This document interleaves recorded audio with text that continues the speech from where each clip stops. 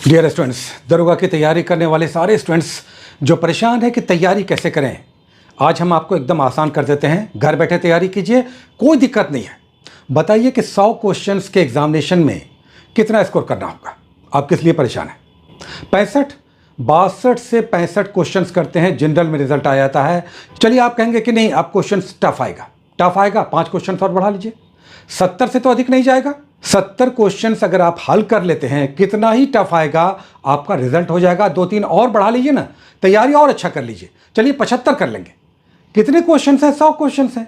तो आप अगर बहुत अच्छी तैयारी करना चाहते हैं, बहुत अच्छा स्कोर करना चाहते हैं, ज़्यादा एफर्ट भी नहीं लगाना चाहते हैं, थोड़ा डरे हुए भी हैं, तैयारी अधिक नहीं है, 25 क्वेश्चंस तक आप गलत कर सकते हैं। तो किस बात का डर? हम एकदम आसान तरीका आपको बता रहे हैं। जो किताब आपके पास है उसी से पढ़िए। किताब ज़्यादा भर भर कर जमा मत कीजिए।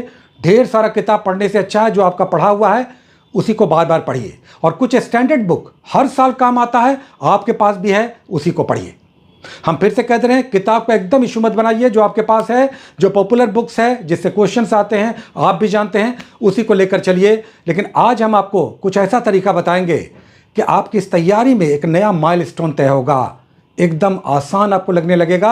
आपके मन में जो भय है ना कि दरोगा की तैयारी कैसे करें, ये निकल जाएगा। फिर हम कह रहे हैं, अभी जो पिछले दिनों 3-4 एग्जामिनेशन होगा, एईडीओ, सीजीएल या टीआरई या फिर दरोगा, इसमें दरोगा में सबसे कम प्रश्नों की संख्या है और समय भी सफिशिएंट मिलता है। और तो और मैथ रीजनिंग इतना कम आता है। पीटी में तो 7-8 क्वेश्चन आएगा, मेंस में थोड़ी संख्या बढ़ जाएगी। करंट अफेयर्स इसमें निर्णायक है। किताब का इशू नहीं है, इतना चैनल है, इतने गाइड हैं, मेंटर्स हैं, तैयारी में कोई बाधा नहीं है। सबसे पहले माइंड मेकअप कीजिए, पढ़ने का तरीका बदल लीजिए। अधिकतर लोगों को यह पता नहीं है कि पढ़ना कैसे है। सबसे इंपॉर्टेंट, आप पढ़ने वाले हैं, मेहनत करने वाले हैं, आप निकालना भी चाहते हैं या चाहती हैं, हमारी छात्राएं भी, लेकिन कई बार पता नहीं चलता कि पढ़ें कैसे। आज हम आपको बता रहे हैं।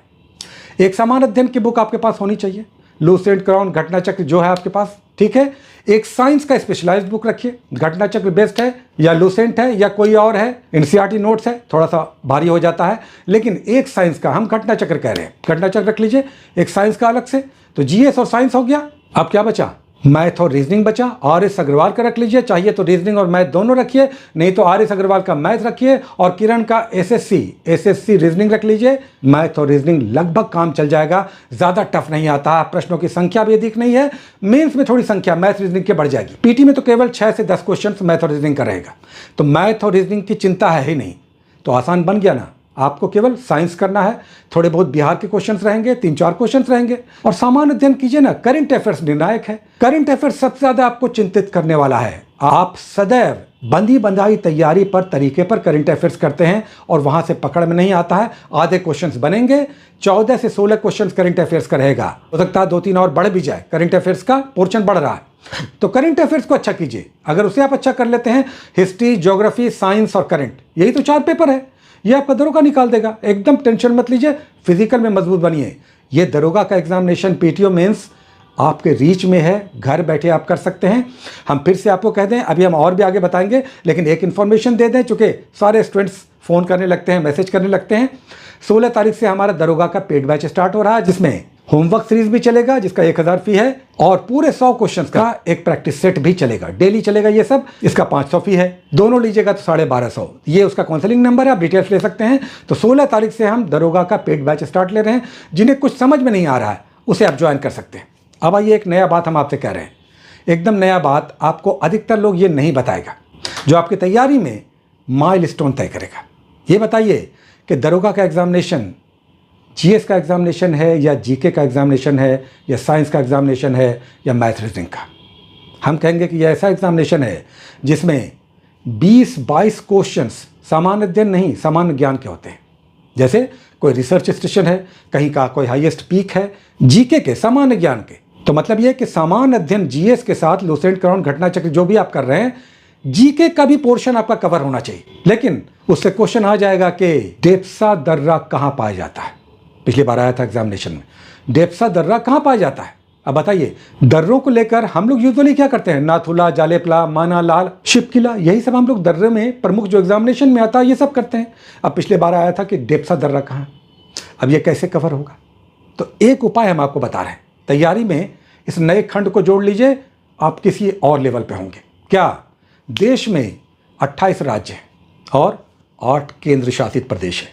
समझ रहे हैं, 28 राज्य और 8 केंद्र शासित प्रदेश हैं। तो 28 और 8 36 पेजेस का एक पतली कॉपी बनाइए और सब में एक एक स्टेट और एक एक केंद्र शासित प्रदेश पेज के सामने लिख दीजिए और उसके सामने क्रमवार जो उसके तथ्य हैं वो नोट करते जाइए।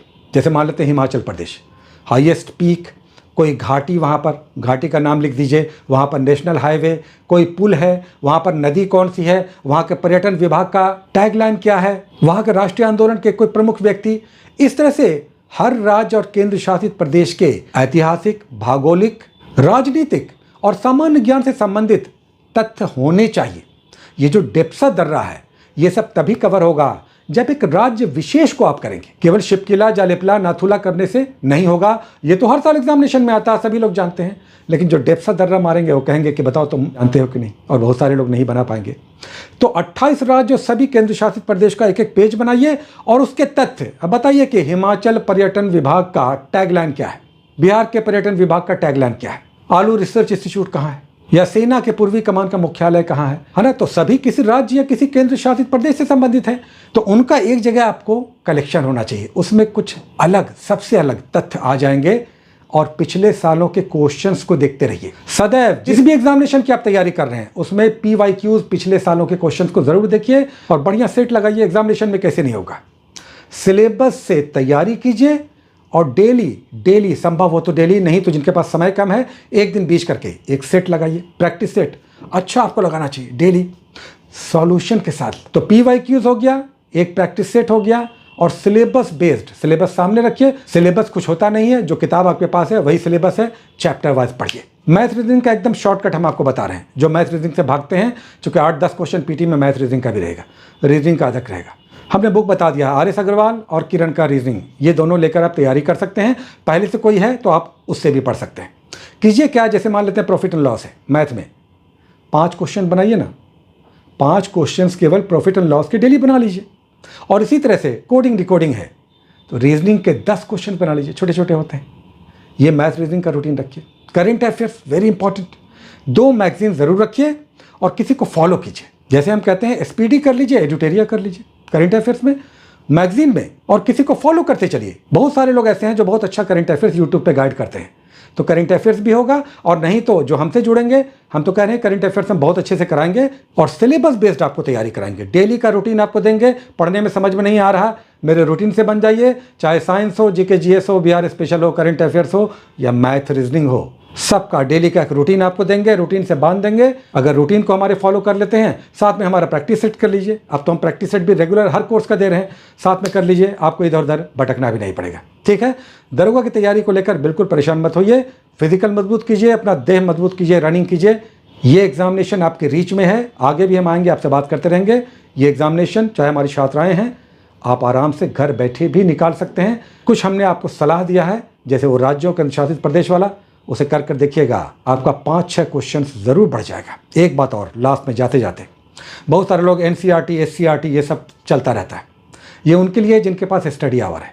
तो अगर आपके पास समय कम है तो ये NCERT SCERT रहने दीजिए। बहुत सारी किताबें अब मार्केट में हैं जो NCERT का ही उसमें कलेक्शन है, उसमें सारा कलेक्शन है लगभग, और आ जाता है प्रश्न, इतना प्रश्न आ जाता है। और कितना बनाना है, 100 में 65 से लेकर 75 के बीच। ये भी जनरल में, रिजर्वेशन में तो कम ही रहेगा, रिजल्ट आएगा, क्यों नहीं आएगा। बहुत सारी शुभकामनाएं, all the best, take care.